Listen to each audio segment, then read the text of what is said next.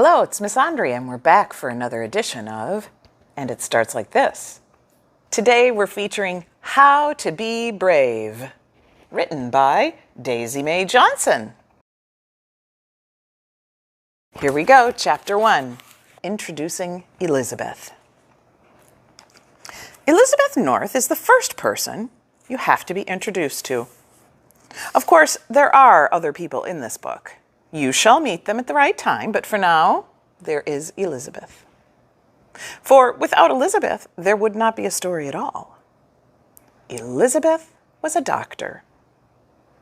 She was not one of those doctors who went around and helped people get better. She was a very different kind of doctor, the type of doctor who knows an awful lot of things about one subject in particular, but very little about medicine or broken bones.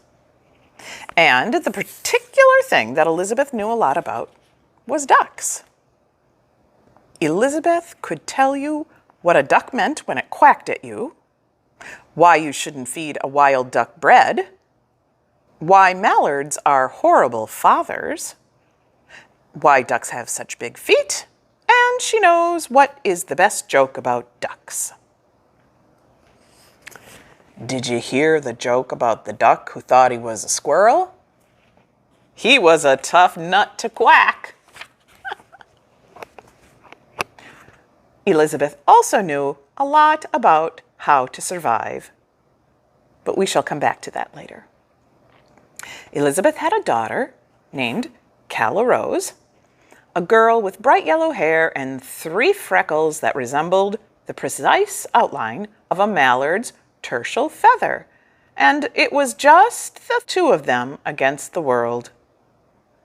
In the brief moments she could think clearly enough to work, Elizabeth did it in the only way she knew how. She wrote articles and books and sold the clothes off her own back and kept the 2 of them together and afloat and alive. It was not an easy life, and it was often one that took them away from the world. On the rare times that Elizabeth spoke to people or that people spoke to her, they would think of her as a strange and eccentric woman and never to talk to her again. Those people are idiots.